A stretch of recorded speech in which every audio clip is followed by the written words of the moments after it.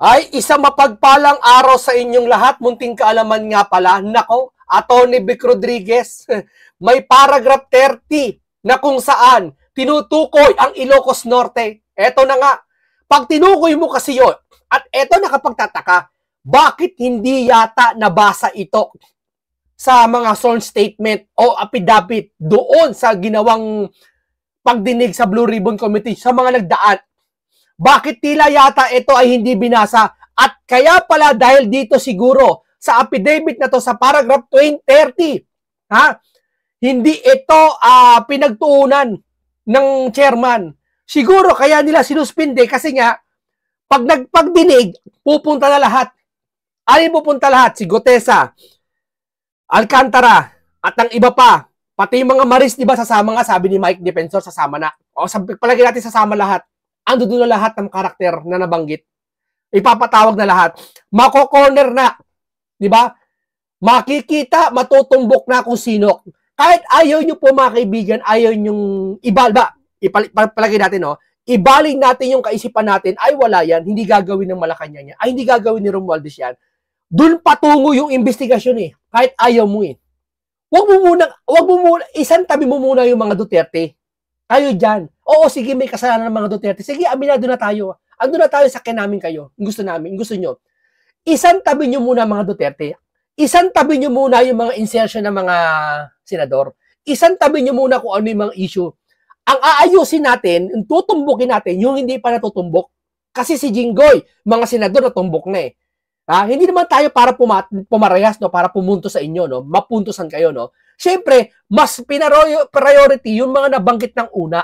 At hindi lang yan. Maraming beses binanggit ang Saldi pati Romualdez ng magkakaibang resource person. Di ba? Kaya, hindi mailis sa isipan ng mga tao na katulad ng paragraph 30 na to na meron si Atty. Vic Rodriguez na tinutumbok ang Ilocos Norte. Di ba? Ba't tila yata bigla nagsuspinde ng hearing na hindi malaman kung kailan babalik? Di ba? Si Atty. Vic Rodriguez po nagsabi nito at dito tutumbukin na. Nako, Junior, wala ka na atang kawala. Hindi ko siya sabing kurakot ka. Pero kasi ayaw pag-aaralan mo po ang budget. Sabi ko nga DBM. Department of Budget and Management. Department of Budget and Management. 'Di ba? Lahat ng mga ahensya ng gobyerno nagpo-propose ng budget po 'yan para itong taon na darating. Dadaan po sa DBM 'yan. Tapos susunod sa NEP, aaprubahan 'yan ng NEP. Tapos pupunta sa lower house, sa House of Representatives. Tapos pagdidebatahin niya sa Senado ng ang executive branch muna galing eh. Ngayon, aaprubahan ng executive branch ng DBM, ng presidente, tapos darating sa House, ando na yung appropriation, papasok na. Sunod-sunod na po 'yon. Ibig sabihin, hindi po pwedeng walang kinalaman dito. Sabi ng iba ang Malacanang. Ngayon, ito mga kaibigan, may pasabog po si Vic Rodriguez na, ngayon, magtago na kayo. Kaya siguro, ito ang isa sa mga dahilan kung bakit itong hearing na to, pinospone o kinansila muna. Hindi lang dahil mapapaya sila Lacson eh. Tumbok na. Sabi niya, isang bulati na lang ang pipirma. Babagsak na. Ito, pakinggan nyo po si Atty. Vic Rodriguez. Bibigay po tayo ng mga reaksyon. Init dito kay Bongbong Marcos at sa palasyo, tumbok na ho eh. And then nga just before the weekend, naglabasan din. Paldo kaayo din pala. Kanya pala iniiwasan nila, mabanggit at mabasa uli yung paragraph 30. Ito na sinasabi kong paragraph 30 na kaya ito nag-cancel ng hearing. Dahil ipapatawag lahat eh. Iyaharap lahat eh. Itutugma lahat eh. Iimbestigahan na eh. Tutumbukin na kung sino talaga eh. Yeah. Paragraph 30. Paragraph 30 ng affidavit ng Diskaya. No? Napin ko lang. Ako. Yung paragraph 30 po ng affidavit ng Diskaya, ito po ang laman. Basahin ko Yan na. Paragraph 30, DPWH Region 1. Ang nagsasalita po rito yung Ginoong Diskaya sa kanyang affidavit. Mga binanggit po ni Governor Chavit Singson sa presscon ng mga projects at license ay hiniram lang po sa amin. Hindi po namin alam kung sinong mga politiko ang gumagamit. Sa prosesong ito, si Regional Director Ronel Tan. Si Ronel Tan lang po ang kausap ko din sa area ng Ilocos Norte. Nako po. Ayan na. Asa tarangkahan na po nila eh. Bakit hindi binabanggit itong Ilocos Norte? Sige, lahat binanggit. Yun na nga lang Sunwest eh, pag may-ari ng Saldico daw eh. Bakit di pinapatawag yan? O representative man yung Sunwest yan, o hindi man si Saldico hindi makauwi kasi nga, nandun, may sakit sa puso. Kuno. Ha? O, bakit hindi puntiryahin itong mga to? Bakit pagtatamaan kayo, lugar nyo, ayaw nyo puntiryahin? Ha? Akala, ito, buti na lang, ito si Lacson na palitan to eh. Saka itong si School Bukol eh. Papalitan to, alam ko kay Arto, papalitan to eh. Sa dami nitong pagdidelay, sa daming pagkatakip nito. O, di ba? Marami kasi, ito, ayaw natin tumbukin yung mastermind na nasa isip natin. Pero ayon sa mga investigasyon, doon tayo dinadalay. Di ba ho ba? Papatawag lang itong RD Ronel Tan eh, upang pagpaliwanagin regarding sa paragraph 30 ng affidavit ni Diskaya, ni Ginoong Diskaya. Ito yata yung naputol eh, di na binasa eh. Tapos di na nagpatuloy kailanman. Hindi na pinareview ulit o pinabasa ulit dun sa hearing. Eh paano? Yung school book na doon. Nagtawagan lang po kami lagi kung ano project ang sasalihan at mananalo sa bidding. Nagtitiwala na lang po ako at na-award naman po siya. Dito po sa cellphone number kung ito kami lagi nagtatawagan. Ito rin ang isa sa dahilan kung bakit sa aking nakikita kung bakit kinakailangan patayin nila bigla-bigla ang pagdinig ng Blue Ribbon. Oh, yan na. Itong famous or infamous paragraph 30 na Ginoong Diskaya. Nako, binuking. May ebidensyang hawak pala si Atty. Vic. Di ba? Banggit na po ang Ilocos Norte. Sino bang taga Ilocos Norte? Ang masama nito, yung taga Ilocos Norte na yan, baka hindi pa siya leader niya ng bansa. Baka matagal lang Diskaya. Nako, yan ang mahirap niyan. Di ba? O, kayo na bahala humusga mga kababayan. Di ba?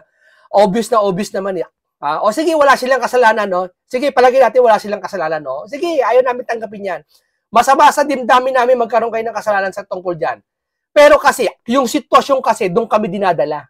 Pati ang investigasyon, doon na pupunta.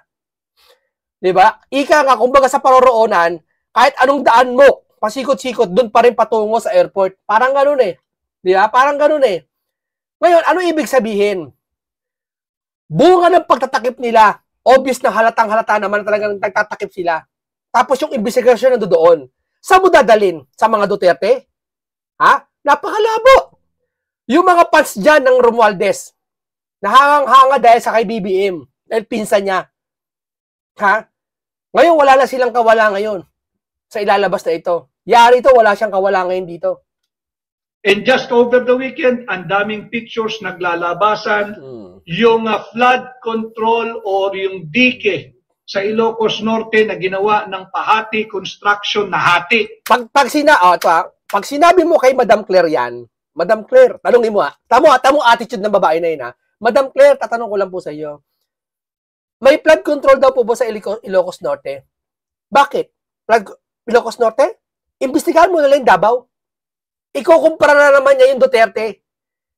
Hindi ang tanong ko sa'yo. Hindi ang tanong ko sa'yo na ano ba talaga kung may flood control ba sa Davao o just Ilocos Norte. Ang tanong ko sa'yo malinaw. May may ghost project ba yan o may ano diyan, may anong sa Ilocos Norte. Sample lang yung lugar na yan ha. 'Di ba? Ganyan ang technique ng mga yan, si Madam Claire. 'Di ba? Ikukumpara niya lagi Duterte pang escape niya sa tanong.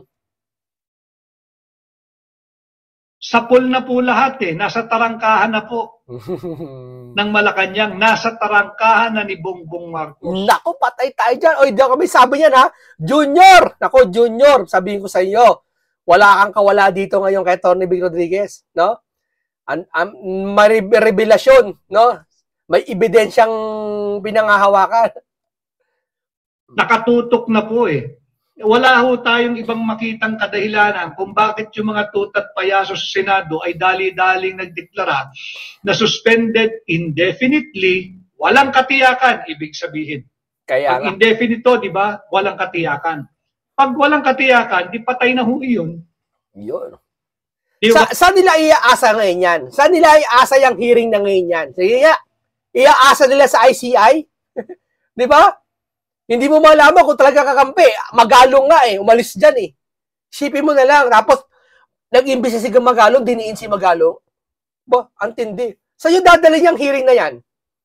Ha? Naghahantay ng resibo yung taong bayan. Diyan nang alam makakabawi. Ang ilang sa mga taong bayan, alam nila hindi na may susoli yung pera. Tuwan-tuwa naman tong mga to. Nagsoli si Bryce ng Ferrari ba yun? GMC, nagkakalagang 10 million.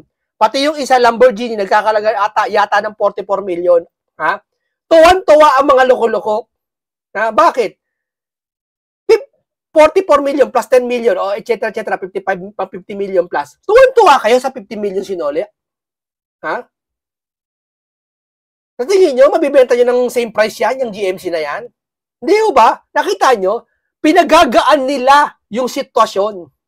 O ika niya nagsole. O ganun din ang Diskaya. Sabi ng school bukol, pinaka prime suspect daw. Sabi, pinaka number 1 suspect daw ang Diskaya. Sabi, maliban dun wala na.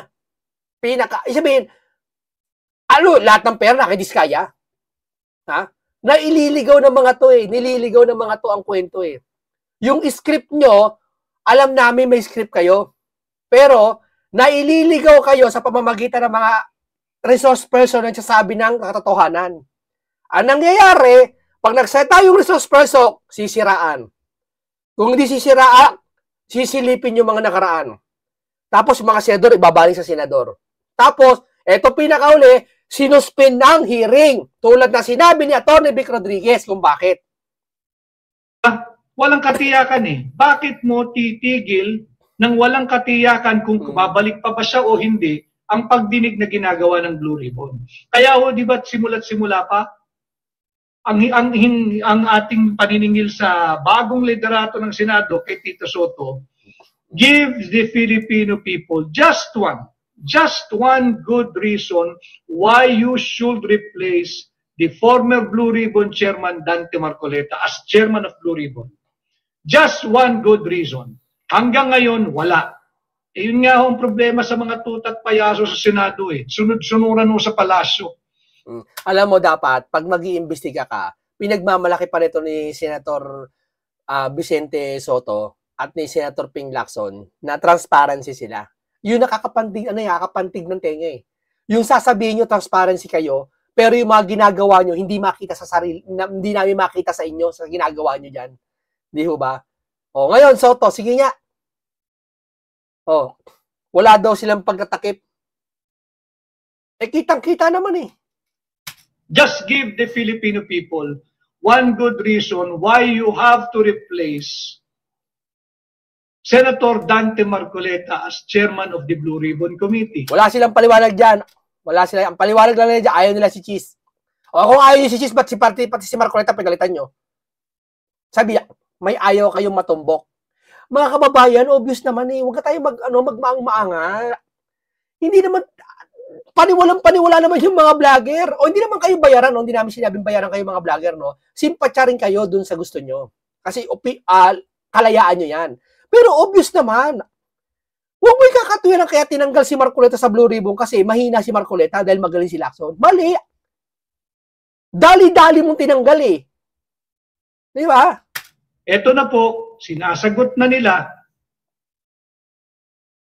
sa pamamagitan ng kanilang aksyon. Halatang-halata naman, nagpapakatutat payaso dyan sa Senado, nagpapakatutat payaso sa palasyo. Masyado na pong malapit ito eh. Hindi rin po nila inaasahan, ulitin ko, yung paglabas ni former Marine Corps Intelligence Officer Master Sergeant Nako. Orly Gutesa. Paulit-ulit kong sasabihin, tanggapin po ninyo ang pasasalamat ng sambayan ng Pilipino sa inyo, Master Sergeant Orly Gutesa. Ito, isa sa mga dahilan bakit sinuspend ito eh. Tingin ko haka ko Chorya ko Dahil yung Gutesa, isasama yung mga Marines, di ba? Eh, ang daming ebidensya na nun. Di ba? Ito tingin ko bakit sinuspend yan eh. Sinisikap nilang basagin ang inyong kredibilidad, hindi sila umubra sa inyo. Maraming salamat sa pagpapahayag mo at paglalahad ng katotohanan. Yung pangalang pinakaiingat-ingatan nila, binanggit mo, nabasag na.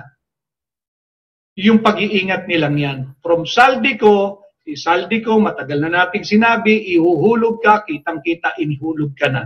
Kaya medyo may control pa. Dahil takot din sila kay Saldico. Hindi nila pwedeng, sir, hindi nila pwedeng ihulog yan. Dalawa lang yan kaya hindi mahuli.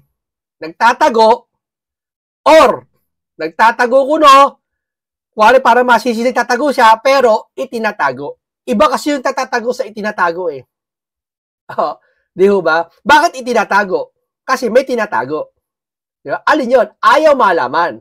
Kasi pag naipit po to si Saldi, halimbawa lang chorya ko na lahat to pag nakauwi to, doon pa lang sa airport inuli to, dahil may warrant na lalabas, hindi papayag ang Pilipino na ito maabsuelto.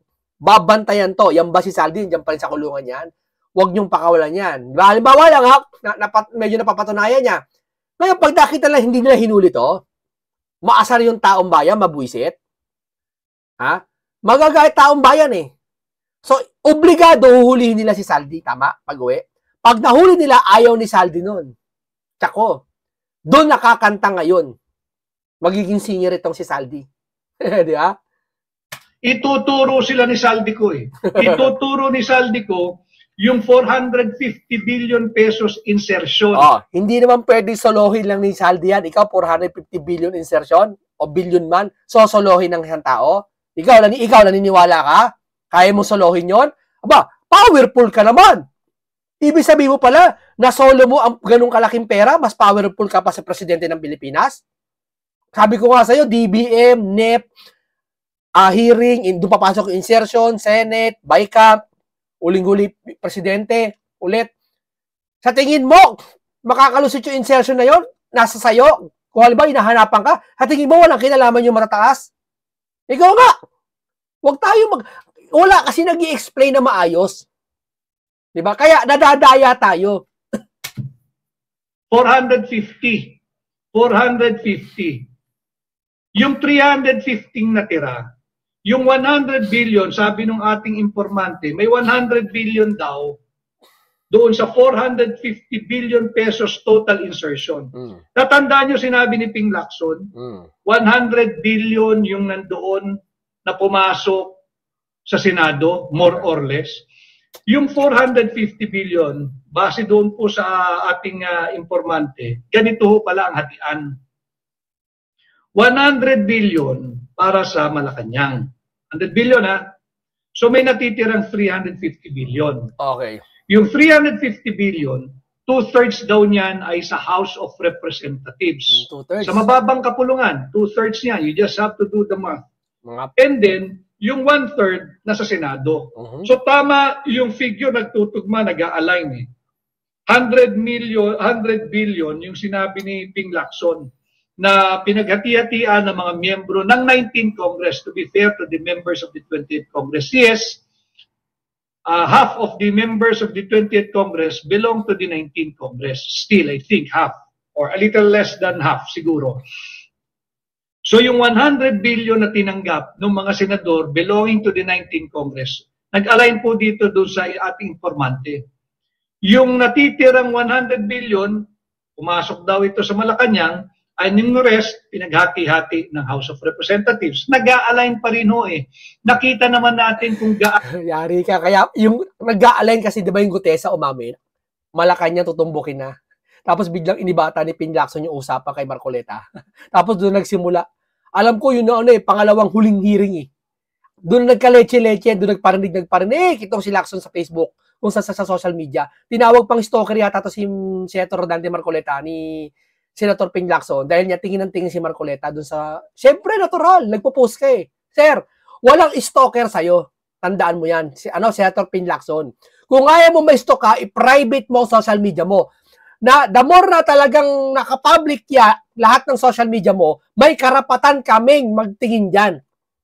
Ha? I-private mo yan kung gusto mo walang mag-stalk sa'yo. Tawagin pang stalker yata itong si Senator Rodante Marcoleta na silip ng silip doon sa social media mo. Kailangan sir kasi yung mga sinasabi mo nakapagpapaligaw sa taong bayan. Tulad ng sinabi mo nakaraan, na naliligaw yung taong bayan sa insertion na yan. Hindi mo naman napaliwanag kung ano talaga yan. Di ho ba? Nakapagpapaligaw po sa taong bayan yung mga bawat sasabihin natin. Lalo na sa sitwasyon ngayon na hindi dapat tayo manligaw. Bakit? Malaking pera pinag-uusapan dito. Hindi ito kung saan yung nawala na ka lang ng 100 milyon. Hindi. Billion po. Okay lang mawala na yung pera. Tanggap na namin eh. Sige, sa inyo na pera. Ayun na, aanihin nyo naman yan eh. Ang masama nung sa amin, ang masama nun, habang binabayo tayo ng malakas na ulan bagyo, patuloy yung pagbaha, lalo sa Bulacan. Hindi, hanggang ngayon may tubig doon, ibang lugar. Isa lang ininanais nila, mahingi namin yung gusto naming marinig sa mga yan. Ang ginawa nyo, sinasil nyo yung hearing. Hindi nyo ipatawag yung dapat ipatawag. Yung mga pinangalanan, walang itinawag doon kahit isa man lang sa pangunguna ng Blue Ribbon Chairman na si Senator Ping Lacson. Kaya nga dapat palitan niya si Lacson eh. Di ba? Kasi yun ang hinihingi ng taong bayan. Ang uupo dyan, yung makapagbibigay ng tamang transparency na walang sinisino-sino. Yun na nga si Senator Rodante Marcoleta, walang sinisino-sino yun eh. Babalik na naman dun sa unang topic. Anong sasabihin na naman ng mga to? Kasi pag si Marcoleta, tinutumbok Duterte, iniiwasan eh. Bakit kayo nakaupo na nga kayo dyan? Ayaw tumbukin ng Duterte. Bakit ayaw tumbukin? Pre na kayo Nagets nyo ba mga nanay-tatay ko? Pre na sila. Ba't nyo kaya tumbukin? Bakit? Nadidistract kasi kayo kasi ang investigasyon ayot sa gusto nyo na patungo kay Duterte, dun tumutungo kay Romualdez pati kay Saldi. Diba? Kasi may gutesa. Hindi nyo pa naimbitahan sa DOJ. Sakit sa ulo nun. Ano kalalaki yung mga halagang pinag-uusapan dyan sa pagdinig ng Blue Ribbon. Kaya mahalaga po ito eh. Mahalaga ito. Mahalaga yung pagdinig na nagaganap. Walang karapatan si Tito Soto itigil ang pagdinig ng Blue Ribbon. Tama. Empleyado ka lang namin. Sumasahod ka gamit ang buwis ng mga Pilipino. Babalik natin Article 11, Section 1, Accountability of Public Officers. And we are making you accountable sa action mong yan. Tama. Hindi mo karapatan magtigil ng hearing na yan. Dahil pasahod ka namin, empleyado ka lang namin. Totoo. Di ba? Sino may sabing, lalo na naapektuhan kami, taong bayan, tapos kayo pa rin magpapatigil? Inagawan nyo na nga kami ng karapatan. Pati ba naman dito sa hinihiling namin na kakaunting hustisya sa mga binaha, hindi nyo pa mabigay? Sige nga. Hindi pwedeng pakengkoy-kengkoy sa usaping ito. Trilyong piso na ito eh. Hindi nakakatawa yung patuloy mong pangiinsulto sa mga Pilipino. Kaya dapat po tayong maningil. Saan pa ho tatakbo ang mamamayang Pilipino? Inaasahan namin na magpapatuloy ang pagdinig sapagkat malaki ang papel na gagampanan nitong Yusek Trigib Olaybar. Pinangalanan. Nasa tarangkahan na po ito ng Malacanang eh. Yusek Trigib Olaybar. Pinangalanan sa affidavit ni Undersecretary Robert Bernardo. Anong sinabi ng Robert Bernardo? Lumapit sa kanya, nagpakilala Yusek Trigib Olaybar from DepEd pero representing the Office of the Executive Secretary. Tanggapan na po ng Pangulo yun eh. Yung Office of the Executive Secretary is the symbol of the Office of the President. Yun na po yung pinaka-representasyon ng Pangulo ng Republika ng Pilipinas kahit sino pang Pangulo. Kaladkad na po yung pangalan ng Office of the Executive Secretary. Kaya dapat magpatuloy yung hearing. Ulitin ko ipatawag ninyo yung BBM Secretary Mina Pangandaman, ipatawag ninyo yung Yusek Trigib Olaybar. Yan ang hindi kayang gawin ni Soto sa kanila, Lacson. Lacson, Soto, huwag naman yung sasabihin sa amin na kaya niyong gawin yan. Huwag yun naman siya sabi na hindi nyo pitatakpan yan. Yung mga taong dapat pagtakpan. Huwag nyo naman sabihin sa amin harap-harapan, sir. Wala nga kayo sinasabing ganyan. Pero yung ginagawa nyo, paulit-ulit na investigasyon, biruin mo, magmula ng imbestigahan ni Senator Rodante Marcoleta, si Diskaya, sila Henry, nandiyan dyan lang, dyan nagpatuloy yung investigasyon. Nuggets nyo ba? Diskaya, Henry, tapos si Bryce, doon lang naikot eh. Pag may nadagdag na binabanggit ang Romualdez, babakbakan nila. Tapos, pag hindi nila kayang bakbakan, mapapaputok sila ng issue sa Senado. Ay, ikaan niya, si Escudero, ganyan, si Jinggoy, ganyan-ganyan. May insertion, ganyan. Di ho ba? Nakapagpapaligaw sa totoong investigasyon. At siyasatin sila. Paano ka nagkaroon ng ganong kalakas na impluensya tong si Trigib Olaybar na USEC level ng DepEd. Hindi po DPWH ito. Okay. Hindi rin po ito Office of the Executive Secretary. Paano ka nagkaroon ng ganong kalapot na impluensya sa DBM para maiparelease mo yung eksaktong amount na binigay sa iyo ni Robert Bernardo at Henry Alcantara at eksaktong listahan na binigay nila sa iyo ng proyekto na nagkakahalagang 2.85 billion pesos.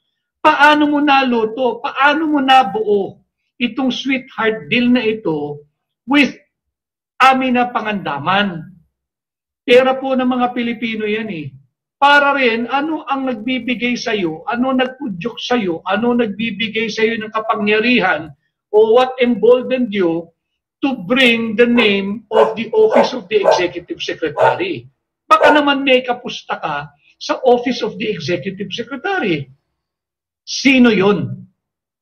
Kailangan matanong ho sila dapat dyan sa Blue Ribbon eh. Kaya nga lang, nakialam po yung mga tutat payaso sa Senado, tinigil po indefinitely suspended ang pagdinig. O, tamo harap-harapan na tayong pinagluloko. Nangilam yung dalawang tuta dyan sa Senado na si School Bukol at si Boy Tago, si Ping. Kung wala kayo, kung wala kayo napanagot na yung mga big fish. Kaso, may gusto magpatuloy at ayaw mapunta sa tarangkahan, sabi ni Atty. Vic Rodriguez, doon mismo sa Malacanang. Yan ang sabi nila,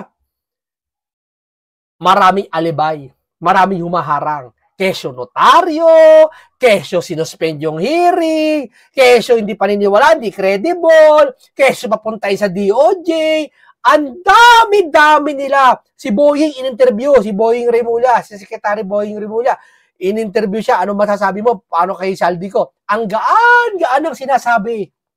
Di ba? Samantalang pag si Alice Go, si Kibuloy, ang bigat ng terminong ginagamit niya sa pananalita. Pero pag si Saldi, parang ang gaan-gaan. Bakit? Baka kasi mabigatan si Saldi sa sinasabi niya. Bag nabigatan, baka biglang umaray si Saldi. Mapakanta. Pag napakanta, sibak lahat kayo dyan.